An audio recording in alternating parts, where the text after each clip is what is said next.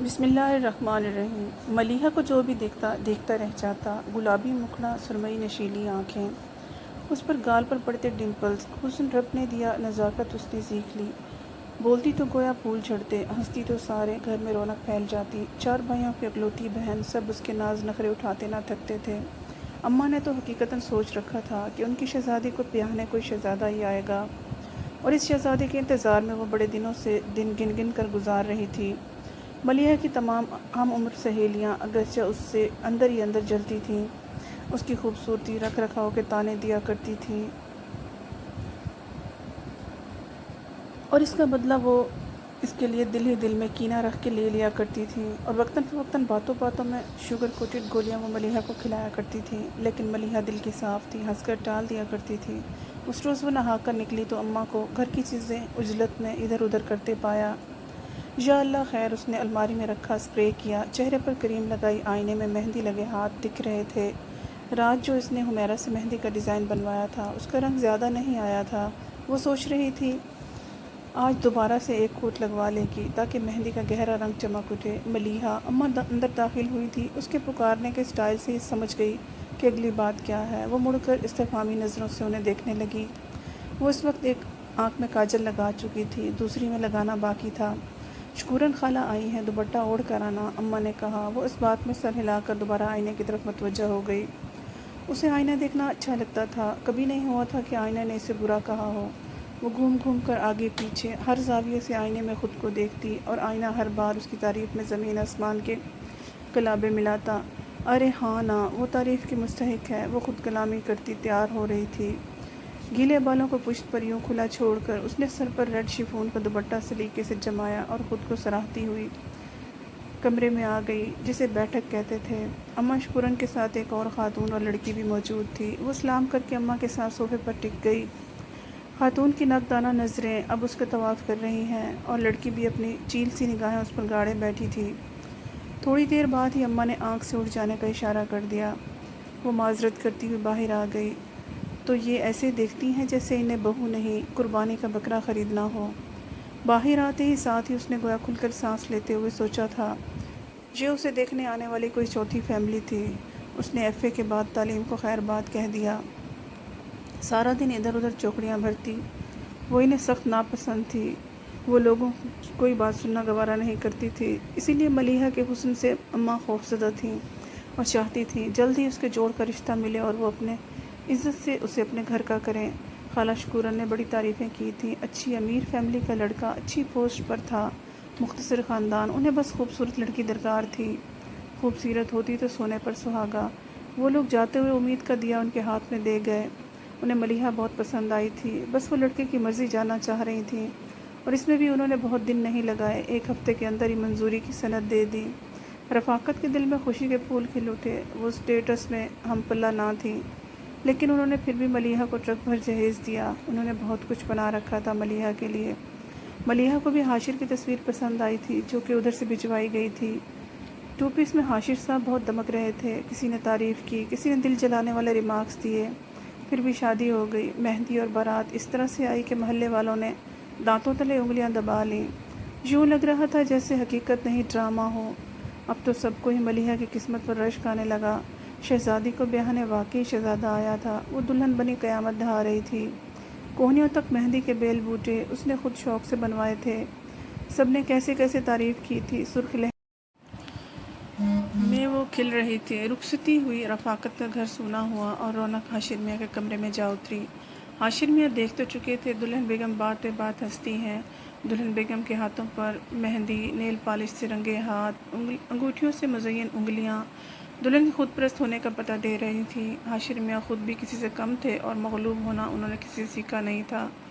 سو اسی احساس کے تحت انہوں نے کمرے میں آتے ہی جو بیان جاری فرمایا تھا۔ دلہن نے خود ہی گھونگھٹ الٹ دیا۔ حیرت بھری سرمئی آنکھیں حاشر میاں پر یوں گڑی تھیں جیسے ابھی فائر مار دیں گی۔ میں نے کہا اچھے خاصے صاف ستھرے ہاتھ مہندی سے خراب کرنے کی کیا ضرورت تھی بھلا؟ بات دہرائی گئی۔ ملیحہ نے اپنے بے تحاشا خوبصورت ہاتھوں کو دیکھا۔ وہ تو سمجھ رہی تھی حاشر اس کے مہندی بھرے ہاتھ تھام کر تعریفوں کے پل باندھے گا، اور شاید ہاتھ تھامے تھامے وہ عمر ہی بتا دے، اور ادھر جیسے کسی نے غبارے میں کیل گھسا دیا ہو۔ اور اب بھی بے یقینی سے حاشر کو دیکھ رہی تھی۔ اب حاشر کو سجی سنوری دلہن خوبصورت تو لگ رہی تھی، لیکن اس کے اندر کا خود پرست مرد اور اماں کی پوٹلی مجھے آج تک سمجھ نہیں آئی، اتنا میک اپ اور زیور کیوں لادتی ہیں لڑکیاں اپنے اوپر۔ اب وہ ریسٹ واچ اتار رہا تھا اور ملیحہ کو اپنا آپ برا محسوس ہو رہا تھا، سرخ جوڑے اور سرخ میک اپ کی وجہ سے، اور اگلا جملہ اس کا یہی ہو۔ ملیحہ چپ چاپ اٹھی اور واش روم جا کر منہ دھو آئی۔ اب کہ حاشر میاں کی آنکھیں پھٹی تھیں، دلہن سے اس رد عمل کی توقع جو نہیں تھی۔ حاشر میاں کے دل کو تو خیر کچھ نہیں ہوا، البتہ ٹھیس لگی اور اچھی خاصی لگی۔ ملیحہ نے سارا زیور اتار کر ڈبوں میں پیک کیا اور سیف کے لاکر میں رکھ دیا۔ ایک آرام دہ سوٹ زپ تن کرنے کے بعد لہنگا پیک کیا اور اسے بھی اسٹور روم میں رکھ آئی۔ اسے اس وقت ایک ڈائجسٹ کتاب کی کمی شدت سے محسوس ہو رہی تھی، کاش دوسری اشیاء کے ساتھ وہ یہ بھی رکھ لاتی۔ حاشر میاں تو دل برداشتہ ہو کر موبائل پر بزی ہو چکے تھے۔ ملیحہ نے بھی لمبی تان لی۔ یوں یہ خوبصورت وقت دو انا پرست اور خود پسند لوگوں کی فطرت کی نظر ہو گیا۔ اگلے دن حاشر میاں کے اٹھنے سے قبل ہی وہ چنری کا گوٹا لگا ہلکا پھلکا سوٹ پہنے باہر صحن میں موجود اس کی بھتیجیوں اور بھانجیوں کے ساتھ گپ شپ لگاتے موجود تھی۔ ساس سسر نہال کہ کیسی گھل مل جانے والی بہو ملی، نندے خوش کہ دلہن خوبصورت مگر نخرے والی نہیں۔ حاشر میاں نے کھلی کھڑکی سے آدھا گھنٹہ تو یہ منظر ملاحظہ کیا، پھر برداشت ختم ہو گئی اور لگی آوازیں دینے، ملیحہ ملیحہ ملی۔ لو جی، 1 منٹ لگا وہ ملیحہ سے ملی ہو گئی۔ ملیحہ فرما برداری کے تمام ریکارڈ توڑتی روبرو یار تھی۔ حاشر نے نقدانہ جائزہ لیا۔ آج اس کا چہرہ میک اپ سے مبرا تھا۔ ریڈ گرین چنری کا گوٹے والا سوٹ یہ اس کی عزیز جان سہیلی نمرہ نے اپنے ہاتھوں سے تیار کیا تھا۔ اس کے گورے پاؤں کولہاپوری چپل میں مقید تھے اور اس میں کوئی شک نہیں تھا، بہت خوبصورت لگ رہے تھے۔ آپ نے بلایا تھا؟ جب حاشر نے نظریں تولنے والا کام جاری رکھا تو ملیحہ نے پوچھ لیا۔ ہاں وہ۔ حاشر ایک لمحے کو گڑبڑایا۔ میں نے تمہیں کچھ سمجھایا تھا نا؟ بیٹھو، سامنے اشارہ کیا۔ وہ سنگل صوفے پر ٹک گئی، یوں کہ اس کے مہندی لگے دونوں ہاتھ گود میں دھرے تھے، سر جھکا ہوا دوپٹے سے مزین، دائیں پاؤں کا انگوٹھا مضطرب انداز میں ہلاتی وہ جی جان سے شاہی فرمان سننے کے لیے منتظر تھی۔ تم پرفیوم کون سا لگاتی ہو؟ سوال آیا۔ اس نے جھٹ سے سر اٹھایا۔ جینٹس پرفیوم لگاتی ہوں، آہستہ سے کہہ کر اس نے قدرے توقف کیا، پھر بولی، اماں کہتی ہیں عورتوں کو خوشبو لگا کر باہر نہیں نکلنا چاہیے، مرد متوجہ ہوتے ہیں تو گناہ ملتا ہے۔ میں نے جینٹس لگانا شروع کر دیا تاکہ مرد متوجہ نہ ہوں۔ معصومیت بھرا جواب تھا۔ حاشر کا دل چاہا کہ لاجک پر دل کھول کر کہکا لگائے، لیکن ضبط کر گیا۔ اماں کی تھمائی پوٹلی ٹن ٹن بجنے لگی تھی۔ تو لگاؤ ہی مت، وہ کہہ کر لیٹ گیا۔ اب یہ لگاؤ مت لگاؤ والا فرمان قابل ہضم والا تھا، ناقابل ہضم والا تھا۔ اس کا تو سنگھار پرفیوم لگائے بغیر پورا ہی نہ ہوتا تھا۔ ایک رات میں وہ جان گئی تھی کہ شہزادے کے سنگ رہنے کے لیے اسے بہت کچھ چھوڑنا پڑے گا۔ وہ ذہن میں حساب لگاتی پھر رہی تھی، کیا وہ آسانی سے چھوڑ سکے گی؟ شام کو ولیمہ تھا، ولیمے کے بعد اسے اماں کے ساتھ لے جانے کا ارادہ تھا۔ چوتھی کی رسم؟ حاشر میاں نے بڑے پیار سے سمجھایا، اتنے سال اماں کے ساتھ رہ کر جی نہیں بھرا تمہارا؟ میں کیسے سوؤں گا تمہارے بغیر؟ ہیں جیسے رات کو سوئے اور پھر اب تک پچھلی راتیں وہ سوچ رہی تھی۔ وہ سمجھ گئی، اس محل میں رہنے کے لیے جو شرائط و قواعد لاگو ہوں گے اسے نبھانے پڑیں گے۔ اس نے سہولت سے اماں کو منع کر دیا اور وعدہ کیا مہمانوں کے جاتے ہی وہ رہنے آئے گی۔ اماں بآسانی مان گئی، کوئی بدمزگی نہیں ہوئی۔ ولیمہ کے اگلے روز وہ لوگ 3 دن کے لیے ہنی مون پر مری چلے گئے۔ ان 3 دنوں میں بھی نہ وہ حاشر سے بے تکلف ہوئی، نہ وہ اس سے خوش۔ اسے اس کا کچھ بھی اچھا نہیں لگتا تھا۔ اس کا دوپٹہ اوڑھنا، اپنے آپ کو سمیٹ کر چلنا۔ تیار تو وہ پہلے بھی رہتی تھی، لیکن حاشر میاں کو اس کی تیاری میں پینڈو سچ نظر آتا تھا۔ دوپٹہ سر پر مت لو، مائی کی لک سے جان چھڑاؤ، اور یہ ڈھیلے ڈھالے کپڑے، اف توبہ، ہلکے رنگ پہنا کرو، بلکہ اگر جینز اور ٹائٹس پر ٹاپ پہن لو تو اچھی خاصی لگو۔ شہزادے کے خیالات کچھ زیادہ ہی آزادانہ تھے۔ جینز اور ٹاپ کو سن کر لرز گئی، کہیں وہ سچ میں پہنا ہی نہ دے۔ اماں نے یہ تو دیکھا لڑکا شہزادہ تھا، یہ نہ سوچا کہ اس شہزادے کی شہزادی وہ نباہ کر بھی پائے گی یا نہیں۔ وہ عام سی محلوں میں رہنے والی لڑکی اور وہ پوش ایریا کا ماڈرن لڑکا، گویا اس لباس میں اس کی دونوں نندیں بھی کم و بیش ملبوس نظر آتی، لیکن ملیحہ کے لیے یہ ناقابل قبول تھا۔ حاشر کے مسلسل ٹوکنے پر دوپٹہ سر سے کندھوں پر آ گیا، لیکن وہ جینز اور ٹاپ پہننے کی ہمت نہ کر سکی۔ وہ اکثر جب اسے لے کر باہر نکلتا تو اسے سارے راستے اس کا موازنہ گزرنے والی لڑکیوں سے کرتا۔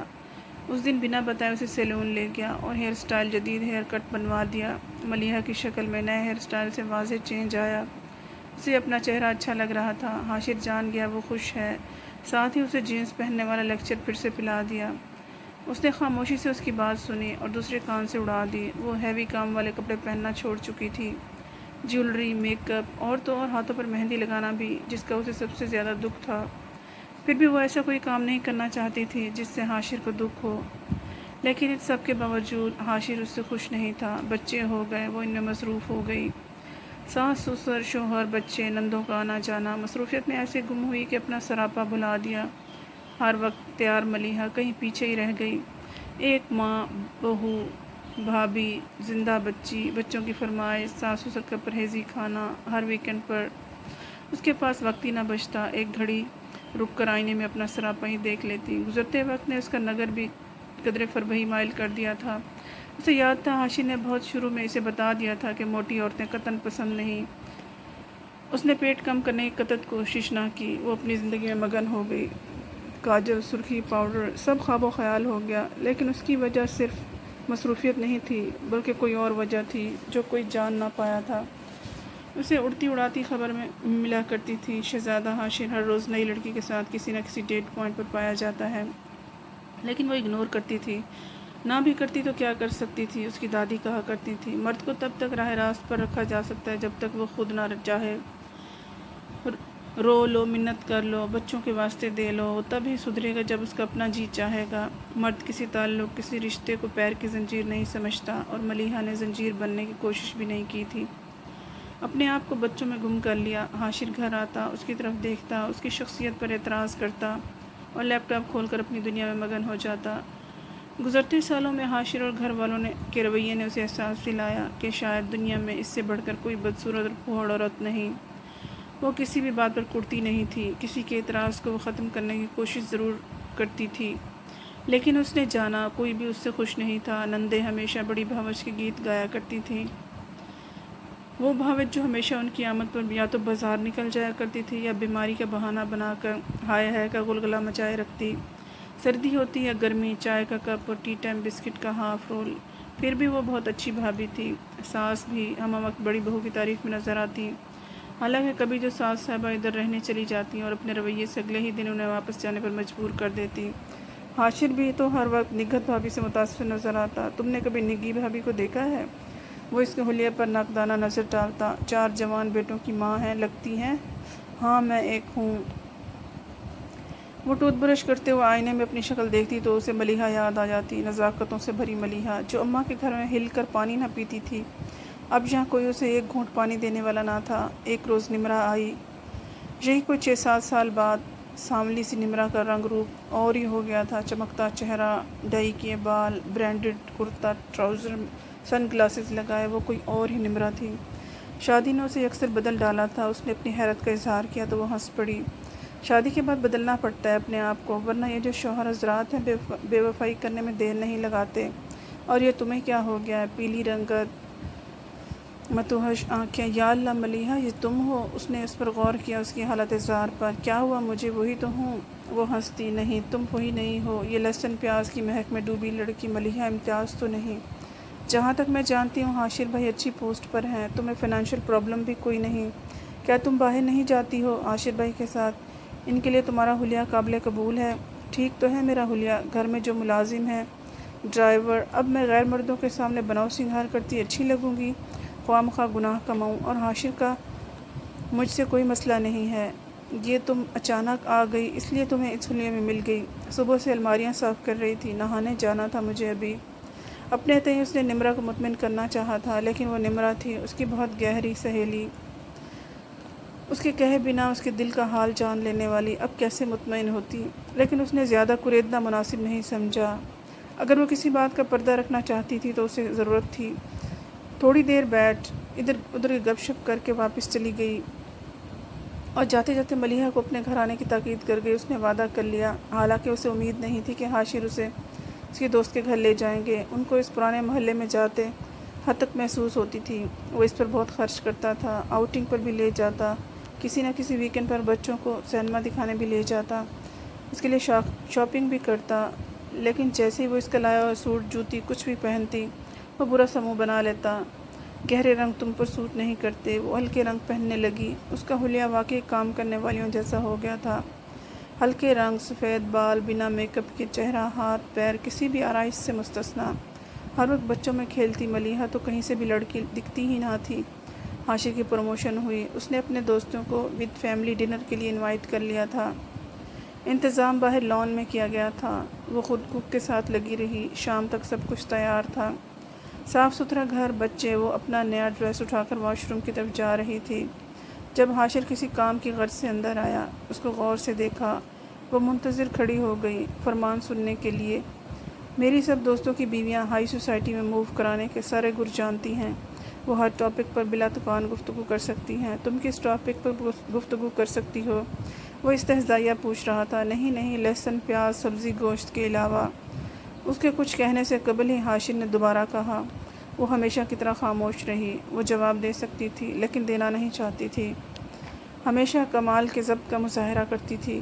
نہیں، میرا مطلب ہے تم ان سب میں سروائیو کر سکو گی؟ وہ پھر بولا۔ آپ چاہتے ہیں کہ میں باہر نہ آؤں؟ اس نے بازو پر ڈالے کپڑے بیڈ پر رکھ دیے اور واپس مڑنے کو تھی کہ حاشر کی آواز کانوں میں پڑی۔ اب اتنا ایٹیٹیوڈ دکھانے کی ضرورت نہیں، بس جس چیز کے بارے میں نہ پتہ ہو منہ نہ کھولنا۔ باقی سب جانتے ہیں کہ تم سوشل نہیں ہو، خالصتاً گھریلو عورت ہو۔ حاشر نے عورت پر خاصا زور دیا۔ وہ لڑائی جھگڑے بحث سے دور بھاگتی تھی۔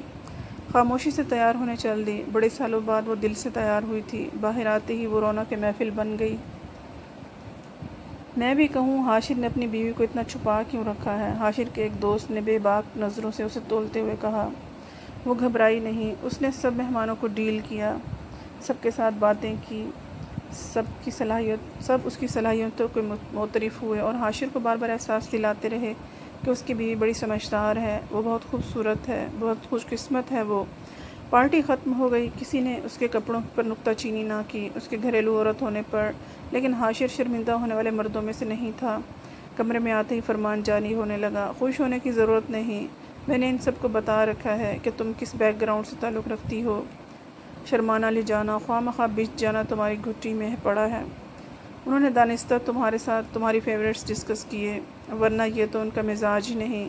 محلے اور سوسائٹی کا فرق تو حلیے سے ہی نظر آ جاتا ہے۔ اب دیکھو نا، تم لاکھ شارٹ شرٹ اور کیپری پہن لو، تمہارے بولنے، کھانے پینے، ہر چیز سے تمہارا محلہ نظر آتا ہے۔ وہ کھلم کھلا بےعزتی کر رہا تھا۔ ملیحہ صبر کے گھونٹ پی رہی تھی۔ اس کا شدت سے جی چاہ رہا تھا جواب دے۔ وہ محلے کی تھی تو اس کی تمام تر زیادتیوں کو سہ رہی تھی۔ جس سب پر طبقے سے حاشر کا تعلق تھا، اس طبقے میں ایسی زیادتیاں برداشت کرنا عورت کو سکھایا نہیں جاتا۔ اس طبقے کی عورت اگر مرد کے برابر کھڑی ہوتی ہے تو حقوق بھی برابری کے لیتی ہے۔ یہ جو دن رات بے عزت کرنے کے پروگرام حاشر اور اس کی فیملی چلائے رکھتی تھی، کوئی اور سہ کر تو دکھاتا۔ ملیحہ نے سوچ لیا تھا، جان لیا تھا کہ وہ اس گھر کے کسی فرد کے لیے باعث خوشی نہیں ہے۔ وہ اپنے آپ کو جتنا مرضی دکھ پہنچا لے، لیکن اس سارے کے نتیجے میں اس نے ایک کام کیا، اپنے آپ کو بے حس کر لیا تھا۔ کسی کے رویے پر دکھی نہ ہونا، کوئی بولتا رہے، اسے کوسنوں سے نوازتا رہے، اس کے اٹھنے بیٹھنے، چلنے پھرنے میں نقص نکالتا رہے، اس کی بلا سے وہ کسی کی خاطر کتنا بدلتی اپنے آپ کو؟ سب کچھ تو بدل ڈالا تھا، اور کیا کرتی؟ کر بھی نہیں سکتی تھی۔ حاشر کو وہ پہلی نظر میں اچھی لگی تھی۔ وہ اس روز اپنے دوست سے ملنے اس کے گھر گیا تھا۔ گلی سے گزرتی لڑکیوں کے ٹولے میں وہ اسے سب سے منفرد لگی تھی۔ اس نے ارسل سے پوچھا کہ وہ کون ہے تو ارسل نے اس کا سارا شجرہ نسب بتا دیا اور اگلے دن ہی حاشر پر انکشاف ہوا۔ وہ اس لڑکی جس کا نام ملیحہ امتیاز تھا، اس کی محبت میں پور ڈوب چکا ہے۔ اٹھتے بیٹھتے اس کے ذہن پر وہ لڑکی سوار ہونے لگی تھی۔ اس نے ارسل کے گھر کے بلا سبب چکر لگانے شروع کیے تو وہ بھی کھٹکا۔ پوچھنے پر حاشر نے سب کہہ ڈالا۔ شریف لڑکی ہے، شریف خاندان، اس طرح کی حرکتیں اسے بدنام کر ڈالیں گی۔ سیدھی طرح رشتہ بھیجو اور اسے اپنا لو، اور اگر کوئی اور ارادہ ہے تو پھر باز رہو۔ محلے کی لڑکیاں ہماری بہنیں ہیں۔ ارسل نے اسے سمجھایا اور وہ سمجھ بھی گیا، مگر DHA میں رہنے والی نئی امیر ہوئی اماں کو محلے کی لڑکی سے عشق کرنا کچھ بھایا نہیں۔ سب نے سمجھایا لیکن حاشر کی سوئی اسی لڑکی پر اٹکی ہوئی تھی۔ بھوک ہڑتال کر ڈالی۔ اماں نے اس لڑکی کی معلومات اکٹھی کیں، پھر اماں شکوراً جو رشتے کروانے والی خالہ کے نام سے مشہور تھیں، اس نے مہر لگا دی کہ لڑکی اور اس کا خاندان انتہائی شریف ہے اور اتنے گئے گزرے بھی نہیں، ٹھیک ٹھاک آمدن اور ٹھیک ٹھاک رہن سہن ہے۔ اماں کے کچھ خدشات دور ہوئے، لیکن انہوں نے خود ہی نہیں کیے، اور یوں اماں شکورن کی وساطت سے یہ رشتہ طے آ گیا۔ حاشر میاں بڑے خوش۔ اماں نے سمجھوتا تو کر لیا، لیکن بیٹے کو چند سنہری باتیں بھی ازبر کروا دیں۔ دیکھو بیٹا، تم نے جو چاہا پا لیا، وہ لڑکی تمہاری ہو گئی، تمہیں چھوڑ کر کہیں نہیں جائے گی، حد سے زیادہ خوبصورت ہے، اور اوپر سے غریب محلے کی۔ ہمیشہ میری بات یاد رکھنا، کبھی اسے مت بتانا کہ تم اس سے محبت کرتے ہو، کبھی اسے اہمیت دے کر سر پر مت چڑھانا۔ وہ خوبصورت ہے بلا کی، اور وہ یہ جانتی بھی ہے، لہٰذا اس کی تعریف مت کرنا، ورنہ سر پر چڑھ کر ناچے گی۔ کچھ پہن لے، کچھ اچھی لگ رہی ہو، کبھی سراہنا مت، ورنہ پھٹ جائے گی، اپنے حسن سے تمہیں مغلوب کرے گی، اور پھر تم پر حکومت کرے گی۔ تم کسی سے کم ہو؟ ہاں، وہ تو کسی سے کم نہیں تھا، اس کو اپنے آپ سے کم تر لڑکی پسند آ گئی تھی، تو یہ اور بات تھی۔ اس نے اماں کی بات اچھی طرح باندھ کر والیٹ میں رکھ لی۔ لڑکی ہوتی تو پلو سے پہلی رات جب حاشر میاں کی دلہن مہندی لگے ہاتھ دیکھ کر گویا بھاگ نکلنے کو بیتاب ہوا۔ مہندی کسی کے ہاتھ پر یوں بھی رچتی ہے، وہ تو سوچتے ہی رہ گئے، لیکن اگلے ہی پل والیٹ سے آواز آئی۔ انہوں نے ہاتھ پکڑ کر راز دل کہنے کی حسرت کو دل ہی دل میں دبایا، اور لگے گوہر افشانی کرنے۔ اس پر گہرے رنگ بہت اٹھتے تھے، اور ہلکے رنگوں میں اس کا رنگ نکھرنے لگتا۔ حاشر میاں کو ہر روپ بھاتا، لیکن اماں کا گلا گولڈن الفاظ۔ پھر رفتہ رفتہ وہ اماں کے ہی لفظوں کی چھاؤں میں پڑے رہنے کو ترجیح دینے لگے۔ وہ اچھی لگتی، بری لگتی، ہر وقت ساس کی مین میخ نکالنا، اعتراض کرنا فطرت بن گئی، اور اس سارے میں حاشر نے دیکھا ہی نہیں کہ جو زندگی سے بھرپور لڑکی تھی، کہیں چپکے سے مر گئی تھی، اور شاید دفن بھی ہو گئی تھی۔ اس محل کے ایک کونے میں اماں نے اس کا سونا سونا روپ دیکھ کر پوچھ لیا، تو خوش نہیں ہے ملیحہ؟ وہ پنکی کا فیڈر بنا رہی تھی، پلٹ کر اماں کو دیکھنے لگی۔ ناخوش ہونے کی کوئی وجہ؟ محل میں رہتی ہوں، نوکر چاکر، گاڑی، کس چیز کی کمی ہے؟ پھر میں ناخوش کیوں ہوں؟ فیڈر بنا چکی تھی وہ، پنکی کے منہ میں ڈالا۔ پھر تینوں بچوں کے لڑنے کی آوازیں آ رہی تھیں، وہ جا کر انہیں منع کرنا چاہتی تھی، لیکن نہیں اٹھی۔ تیری ساس کا سلوک تو تجھ سے اچھا ہے، اب انہیں بے چینی تھی یا کوئی اور مسئلہ؟ وہ آئی بھی بہت دنوں بعد تھیں، سب کچھ جان لینا چاہتی تھیں، سب اچھے ہیں، اپنی اپنی زندگی میں مگن۔ وہ اب پنکی کو تھپک رہی تھی۔ نہیں، میرا مطلب ہے حاشر، تو بدل گئی ہے۔ ہار سنگھار بیاہی عورت کا زیور ہوتا ہے، یوں سر جھاڑ منہ پھاڑ دیکھ کر تو کتنی بوڑھی لگ رہی ہے۔ تو اور نہیں تو کم از کم بالوں میں کلر ہی لگا لیا کرو، کیسے بے رونقیں ہو گئے ہیں، ہونٹوں پر لپسٹک، نہ زیور نہ جھمکا، کیا ہو گیا ہے تجھے؟ اماں پریشان تھی، متفکر تھی۔ ملیحہ، دل بھر آیا ملیحہ کا، اور آنکھیں بھی۔ اماں، حاشر کو یہ سب پسند نہیں، سو میں نے چھوڑ دیا، اسے میرے اٹھنے بیٹھنے، کھانے پینے، پہننے اوڑھنے سب میں اس غریب محلے کی باس آتی ہے۔ اماں، آپ نے اس محل میں مجھے بیاہتے ہوئے ایک پل بھی میرے بارے میں نہ سوچا۔ میں کیسے رہ پاؤں گی ان اونچی دیواروں کے اندر، جہاں سے مجھے یہ چھوٹی چھوٹی خوشیاں نظر ہی نہیں آتی؟ آپ نے تو میرا بھلا ہی سوچا ہوگا نا؟ لیکن وہ بولتے بولتے چپ کر گئی۔ بچے اندر آ گئے تھے۔ وہ 2 دن اماں کی طرف رہنے آئی، سارا محلہ پھری، پھپھو، سلامتے، آپا نگینہ، زرمین باجی، رفت خالہ، اس کی ٹیچر جن سے وہ ٹیوشن پڑھنے جاتی تھی، قرآن پاک بھی، اور حاشر کے رشتے کی حمایتی ارسل کے کہنے پر رفت آپا سے فرمائشی کھیر بنوائی، اور جب انہوں نے اس کی سادہ روپ کے بارے میں پوچھا تو انہوں نے راز اگلا جسے نہ کوئی جان پایا تھا۔ مہندی، زیور، اچھے کپڑے، خوشبو، تیری پہچان تھی ملیحہ۔ انہوں نے گرم گرم کھیر پیالے میں ڈال کر اس کی طرف بڑھائی۔ اسے گرم کھیر پسند تھی، ٹھنڈی کھیر کھا نہیں سکتی تھی۔ حاشر کو میرے مہندی لگے ہاتھ بہت اچھے لگے تھے آیا، لیکن اس نے مجھے کہا اچھی بھلے ہاتھ گندے کر لیے۔ اس رات میں ہاتھوں سے مہندی کا رنگ تو نہ اتار پائی، مگر میرے دل سے مہندی اتر گئی۔ میں عاشق تھی مہندی کی، میں نے اپنا عشق چھوڑ دیا اس مجازی خدا کے لیے، جس کے سنگ مجھے زندگی گزارنے کا عزم دیا گیا تھا۔ اسے میرا دمکتا دلناپا پسند نہیں آیا، میں نے وہ عارضی خوبصورتی بھی اپنے چہرے سے دھو ڈالی۔ میرے دمکتے کپڑے اسے پسند نہیں آئے، میں نے وہ بھی بدل ڈالے۔ اس کی باتوں کا کیڑا میری ننھی منھی خوشیوں کو ہولے ہولے کھاتا رہا۔ وہ میری تعریف نہیں کرتا تھا، وہ میرے سامنے آ کر غیر عورتوں کی تعریفیں کرتا تھا، ان کی آنکھیں، ان کے بال، ان کے کپڑے، ان کا لائف سٹائل۔ میں یہ سب کچھ خاموشی سے سنتی، برداشت کرتی، مگر اس روز جب میری دونوں نندیں گھر آئیں اپنے شوہروں کے ساتھ، تو میری نند کے شوہر نے کچن میں کھڑے جو کچھ مجھے کہا، میرا دماغ گھوم گیا۔ اس نے کہا کہ حاشر کو تو میری قدر ہی نہیں۔ تم اس قدر خوبصورت ہو، اور وہ باہر کی عورتوں میں خوبصورتی ڈھونڈتا پھر رہا ہے، اور اس کی تعریف، اس کی نظریں مجھے سن کر گئیں خالہ۔ میں جہاں کی تہاں رہ گئی، بس میں نے اپنے سارے خواب لپیٹے اور انہیں دل کے تہہ خانوں میں رکھ دیا۔ میں نے مہندی، کاجل، پرفیوم سب لگانا چھوڑ دیا۔ پتہ ہے کیوں؟ وہ مجھے دیکھے اور تعریف کر دے اور میرا دل اپنے شوہر سے پھر جائے۔ اس لیے میں غیر مرد کی اسیر ہو جاؤں، اپنے شوہر، اپنے بچوں سے بے وفائی کروں۔ اس لیے میں نے مائی کا چولا پہن لیا، ہار سنگھار چھوڑ دیا، کوئی مجھ پر غلط نظر ڈالے اس لیے میرا دل کسی تعریف پر نہ کھنچے۔ مجھے فخر ہے، لوگ میرے حلیے سے مجھے مائی، کام کرنے والی ماسی سمجھتے ہیں، بری نظر نہیں ڈالتے۔ میں نے خود کو بچا لیا ہے، ورنہ یہ حسن اور اس کی آرائش مجھے لے ڈوبتی خالہ۔ تعریف جو مجھے میرے شوہر سے نہیں کہیں اور سے ملتی تو میرے لیے جہنم کی آگ بن جاتی۔ میرے بے رنگ ہاتھ، سونی کلائیاں، خالی آنکھیں میرے لیے جنت ہیں۔ بس اتنا کہنا ہے کہ مائیں جب خوبصورت بیٹیوں کو جنم دیتی ہیں تو انہیں شہزادوں کی آس مت دلایا کریں۔ محلوں کی اونچی فصیلوں سے اس پار سب ہے، نہ کچھ مر جایا کرتا ہے، نہ شہزادی بچتی ہے نہ خواب۔ وہ چپ ہوئی تو رفعت خالہ کو اس کے اندر کا سناٹا گونجتا محسوس ہوا۔ لیکن حاشر نے تم سے محبت کی تھی، ارسل نے بتایا تھا مجھے، رفعت خالہ نے کہا تو اس کی بھیگی پلکیں اٹھا کر پل بھر کے لیے انہیں دیکھا۔ یہ کیسی محبت تھی خالہ، جس نے میرے اندر سے روح ہی کھینچ لی۔ کھیر پیالے میں جوں کی توں پڑی تھی، ٹھنڈی کھیر اسے پسند نہیں تھی۔ وہ اٹھ کھڑی ہوئی، جوتے کی نوک سے کچا فرش ادھیڑے گئی۔ میں نے خالہ آپ کے سامنے اپنی ذات کے بقیے ادھیڑے ہیں، کسی اور کو میرے چاک کا پیراہن پتہ نہ چلے، ورنہ میں لیر لیر ہو جاؤں گی۔ خالہ نے اس بات میں سر ہلایا، آنکھوں میں یقین دہانی تھی۔ وہ مڑی اور بیرونی دروازے کی طرف بڑھی، مانوس جوتوں سے نظر اوپر اٹھی اور اٹھتی رہ گئی۔ سامنے حاشر اور ارسل کھڑے تھے، اور جانے کب سے آج وہ بے بھرم ہو گئی تھی اس شخص کے سامنے جسے اس کی ماں نے اس کے لیے چنا تھا، اپنی شہزادی بیٹی کے لیے، جو اسے محل میں رکھتا، شہزادیوں کی طرح عیش کرواتا۔ شہزادے نے اسے محل میں بھی رکھا تھا، عیش بھی کروائے تھے، لیکن اس کی روح کے اوپر پیر رکھ دیا تھا اور اس کا ایک ایک خواب کرچی کر کے۔ شہزادے کی آنکھ میں تعصب تھا، دکھ تھا، شرمندگی تھی۔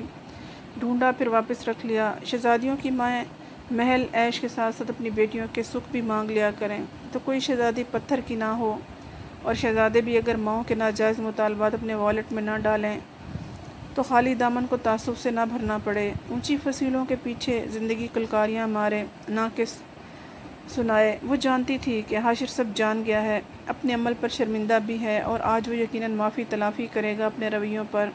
اماں کی تھمائی پوٹلی کہیں دریا برد کر دے گا، اس کے لیر لیر وجود کو محبت کے دھاگے سے رفو کرنے کی کوشش بھی کرے گا، لیکن روح میں کب پیوند لگتا ہے۔ امید ہے آپ کو آج کی کہانی پسند آئی ہوگی۔ کل تک کے لیے اجازت دیجیے، اللہ حافظ۔